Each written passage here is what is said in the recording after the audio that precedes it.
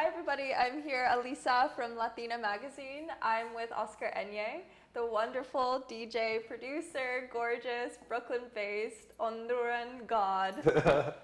Oh my god.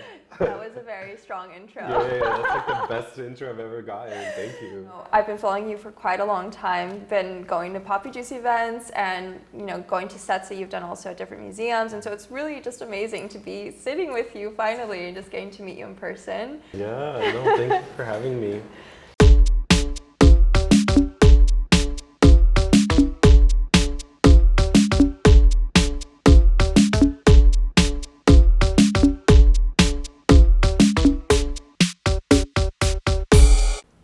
It's interesting. I've been thinking about the word Latinx and Latinidad a lot lately. I think there's like a lot of criticism out there against the word and against the sort of like term of Latinidad because of how much we get put into a singular box. Yeah. And Latinidad is not it's not like a monolith, right? Like it's not like a singular identity. We are complex individuals from very different parts of the world, actually, because from going to Central America to Patagonia in southern Argentina is like we're talking very different experiences. Very different experiences, a very different lifestyle.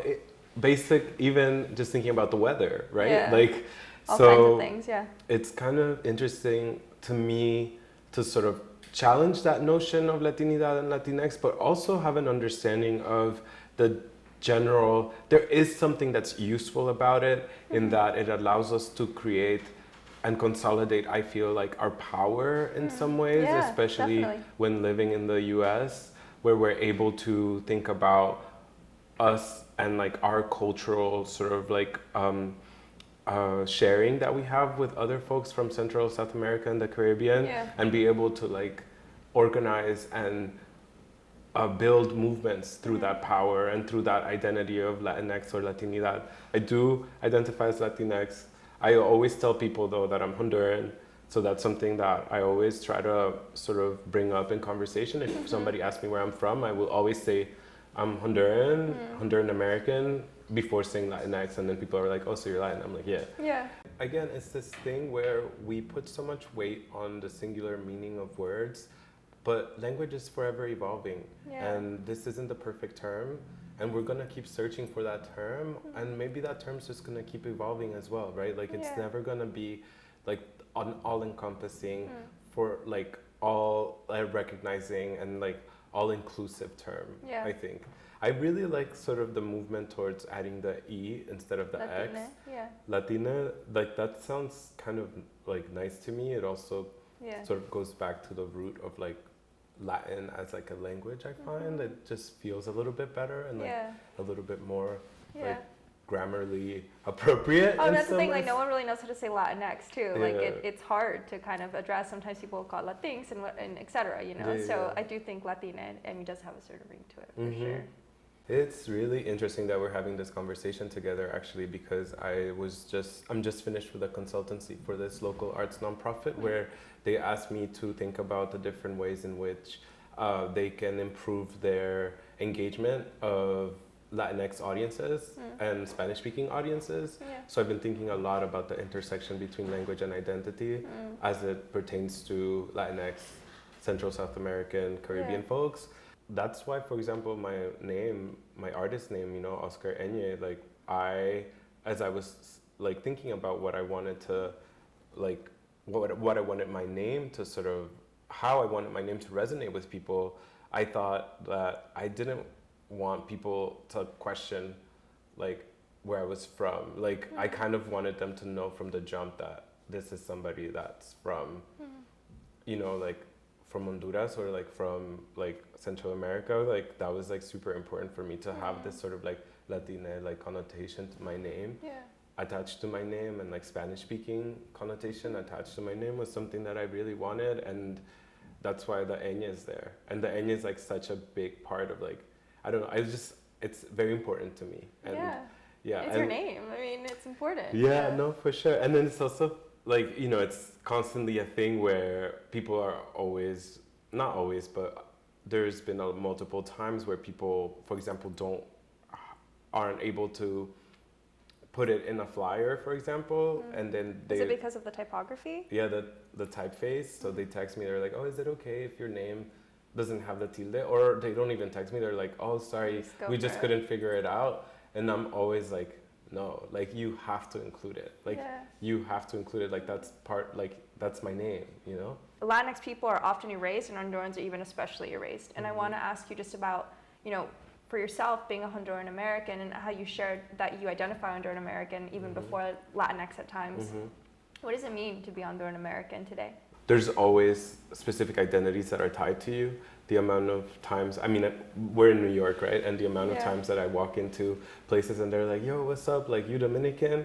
And I'm like, nah. And then they're like, oh, you're Puerto Rican. Oh my God, no. And I'm like, still no. And then they're like, what? Like, so confused. And like, why? What? And then I'm like, oh, no, I'm from Honduras. And they're like, what? No, yeah. I mean, most of the time it's kind of funny to me, or like it's cute. It's like, I mean, sometimes it's offensive, but most of the times I don't mind, especially when it's coming from a place of like just like interest and kind of love.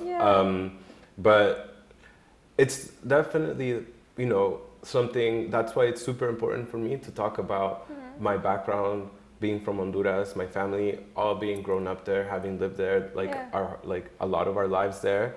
And so it's really important for me to talk about that, especially today where a lot of, you know, there's all of these caravans of immigrants coming from Honduras. And, you know, last week the vice president went to Guatemala and told a bunch of people from Central America not to come to this country. And then I think about, well, what if we had the option of telling you all that when you intervene in all of our governments, when you intervene in all of our trade and like our economies and in all of our different policies? Like, we don't have that option, but you are telling us that we don't have the right to come as well.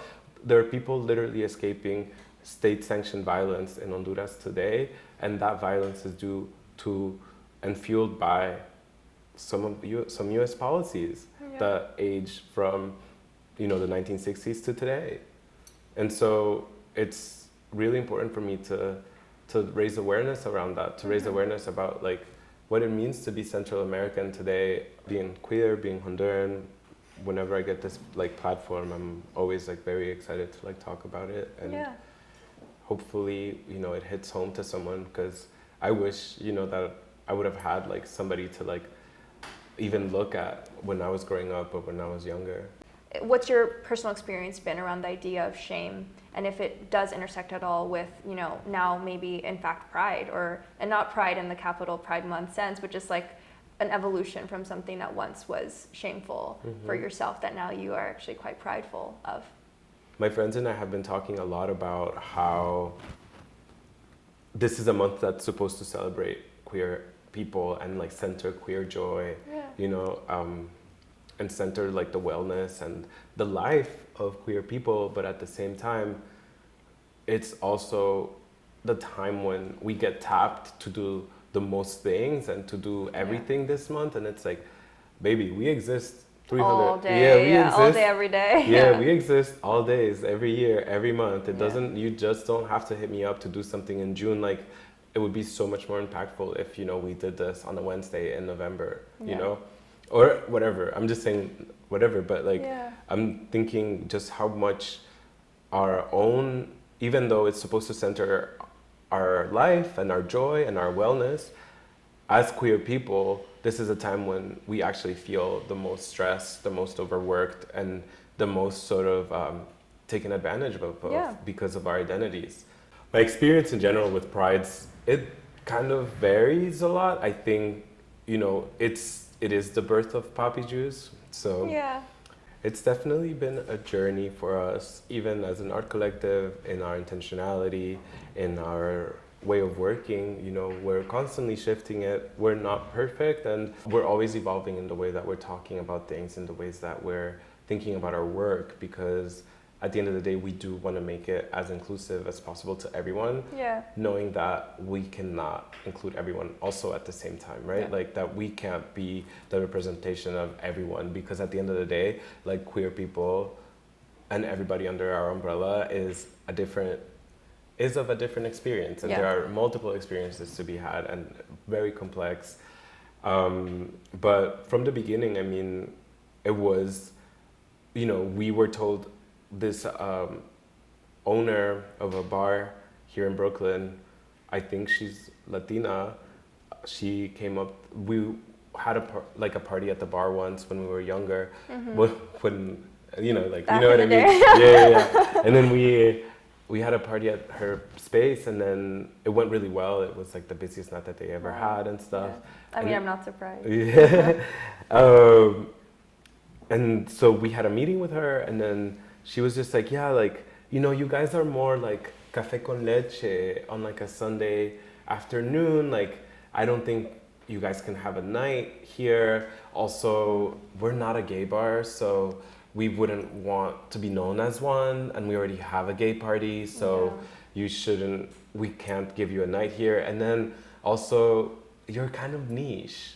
Like, how are you like excluding like white people from your space, you know? Oh my, yeah. And so that was like her response to us after giving her a sold out show and a sold out night. That was like how she treated us. It was very important to make a space where we all felt like our extended like queer families could come through and feel seen and feel represented in their own ways. Definitely. Yeah. And I want my trans friends to come in and feel seen. I want my non-binary friends to come in and feel seen.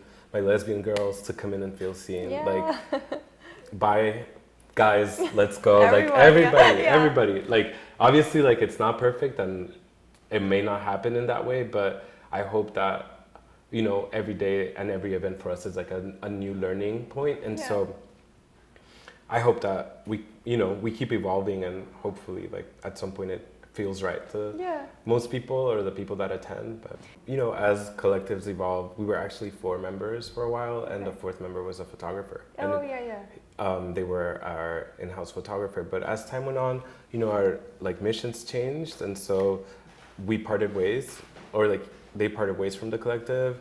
And so now it's cool because we get to work with a different photographer for every event, and for every single event it's like another queer or trans person of color that's taking the photos. And that's something that's really important to me. And we also have a very strong policy against outside photography at our events, because we were finding that there were people coming in, especially people that weren't from the community, that were trying to take photos, and we in that way felt like it was a violation of like the privacy of our community, and it was a violation of our own sort of like mission of the space, because you know, we're here to celebrate queer and trans people of color's lives, but we don't want it to feel exploitative, right? We're not here to exploit that joy and to exploit the lives of our community members. So when there is that sort of like voyeuristic aspect by a different photographer, I mean, that's inappropriate for sure. It like stop feeling right from us. So that's why it's really important for us to like document our spaces in our own ways by people that we trust and love, and like by photographers that we have relationships with, like whether it's like friendship or a working relationship. We're always really excited to work with different photographers. Nightlife is very much an affirming space for relationship and friendship building, especially for queer people. You know, there aren't that many opportunities where we get to feel like we're in the same room together, and nightlife kind of serves to that. You know, and there's so much power in that, and I always think about that, just the power of feeling in majority. You know, I feel like straight cis folks can walk, like straight cis like white people can like walk into almost any room today in the United States and feel like they have more power because they're in majority in a space. And I feel like we deserve that power too. Definitely. We deserve to feel that powerful. And so that's kind of how our networks have just grown and expanded. Is just, I mean, I love going out, and you'll usually catch me going out at least like once a week. And it's not, you know, I'll go to like little bars here and there, like if my friend is playing anywhere, like I'll go see them and support their set. And that's something that's always been very important to me, and it's like has been like a very good way for me to like build a network of like musician and like producer and DJ friends where I've been able to like attend different shows and stuff like that and just try to connect with folks afterwards or before, or even not connect and just, you know, like sometimes I don't even get to connect with the performer or the artist that I'm going to see, but then I can, if I ever want to book them, I can just be like, hey, like I was at your show and I loved your set, or like I loved your performance, like we would love to like work together or something. So yeah, I think nightlife is definitely something that's like so important for the growth of our peer network. Our communities weren't able to gather, you know, to celebrate joy. We also felt that it was important for us to build spaces for our communities to feel anger, to feel sad together, and to mourn together. Those spaces are equally as important as joy. You know, it's a journey. And we can't just be on 100% joy and happy and there has to be time for mourning. There has to be time for acceptance and growing in your own emotions. And so for us, we felt like last year, our community needed those spaces. And even, for example, when Pulse happened, I knew that I needed to be a part of something where I could have a moment to mourn with my community. Because I remember I went to the one that was organized, I think, by somebody else. I think it was like city sponsored or whatever. And I remember just being there and feeling so sad because one, they were reading out the names of the victims and nobody could pronounce the names. And so that to me was like extremely, extremely triggering. And then the main speaker was a Jonas brother. And I was just like, what? The dissonance of this event is like so frustrating to me right now, you know? And then I remember me being really upset and vocally upset at that point, and then this white woman turned around and I was like, you should be happy that he's here and that he's raising awareness around it. It's an honor for you to feel this way. And like I had to leave that. I'm so sorry. No, I mean, whatever. Yeah. I had to leave that space immediately, I remember, and I was just so sad on my way home on the train, like crying because I felt like I wasn't able to sort of let out that sort of sadness collectively that I was feeling. And so then a week later, a couple of friends and I, we decided to do something about it, and we threw an event at the last minute. Like we had 1 week to do it and we just did it. And that's kind of how we've fit in to, I feel like, organizing lately. It's just like whenever we see the need and whenever we feel like there's something that needs to be done to uplift and support and have our communities heal from the trauma that we've been facing, we need to be able to do that as well. Like our work lends itself to that. And that's the cool thing about being an art collective, where we can get creative and weird and experimental in the ways that we kind of see the needs and of our community and sort of like where we can fit in ways. As beautiful, you know, Brooklyn Liberation is something that's been so beautiful. There's definitely a bigger, more like coalition that's a part of it. I play a very, very, very, very, very small supportive role, so I don't want to take any credit from that. But it's something that's so beautiful, and I'm so happy to just uplift and amplify in any way that I can. But I did also play a part in the Protect Asian Lives rally that we had in the spring, and that felt really important because our API Plus families were struggling with like all of these violent events that kept occurring in that community. So that was something that felt really important, and I was really proud to be a part of that as well. So yeah, it's just about literally for us finding out where and how our community needs us. Because again, just as important it is as the center moments and of joy and celebration, I think it's important to also think about mourning and sadness and what does that mean? How do we heal from that to go back to these joyful events? As you were talking about, you know, both joy and mourning, you know, for me, a media that often readily expresses the kind of multitude of this experience is music. And you are a DJ and you mix music. And I recently was speaking with someone who was talking about how so much of the Latinx diaspora today is amplified through music. It's kind of readily moved through cultures, even cultures that are not, people are not of Latin American or North American descent. They are learning about, Latin music. They are learning about culture through that. You're someone who mixes music, and how there's kind of an act of already music is something that spreads naturally a kind of awareness of things, but also you're remixing that too. And I want to ask you just a bit about some of the kind of sonic inspirations that you are, working with, and especially if you could speak more to that image you were talking about of just having, being in La Sala with your family, and the echoing and nostalgia of certain moments that are, intimate to yourself that you might touch on even with a mix. I have a very interesting relationship with nostalgia as a feeling in general. I actually don't, it's funny, like I don't like to feel like that's something that pushes my work, because I find that nostalgia is something that a feeling, to me at least personally, I feel like that it's something that doesn't allow you to grow.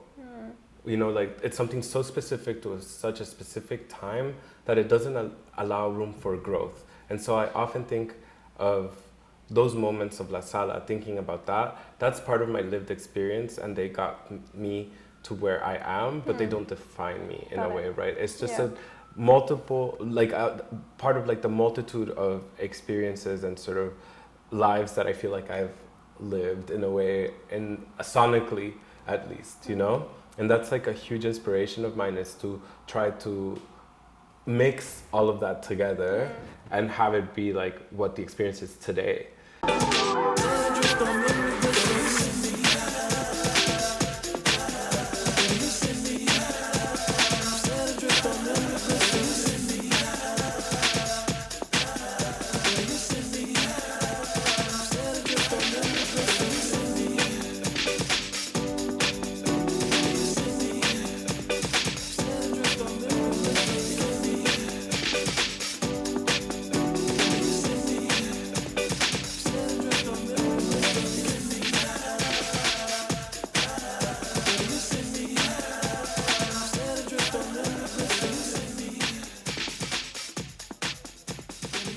We've been talking a lot about what it means to be Latina or Latinx or Central, South American, Caribbean today. And also, to me, it's very important to think about, like, yes, amo el perreo. Like, I love a good reggaeton song.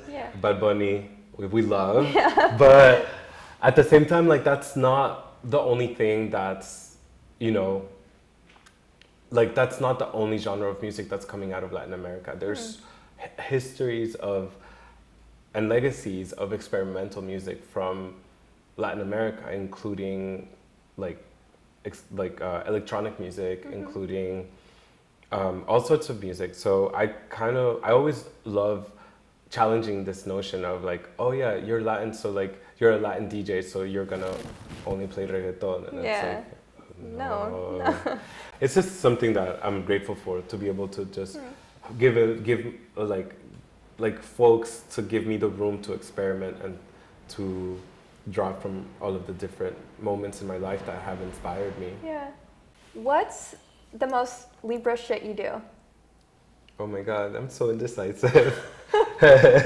I'm so indecisive. And it's one of these things, it's so demonic actually. It's one of these things where I'm indecisive, but I have very strong opinions.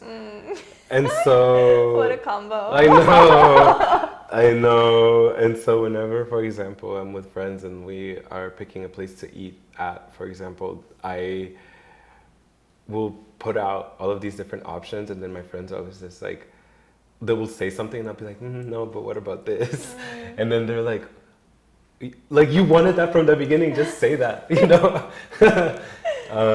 So yeah, I feel like that's something I do that's very Libra and very not good and exhausting. We've talked about the idea of how joy can, coalesce also with pain and struggle, and that, is something that is manifest both in, experiences and memories, also in, looking back and looking forward as well at times. And on that note, I want to ask you if there's any particular memory that once made you feel like shit, and in fact now you find humor in it? So when I finished college, I had to move back to my mom's basement because I was going through my immigration process to become my path to citizenship, to become an American citizen.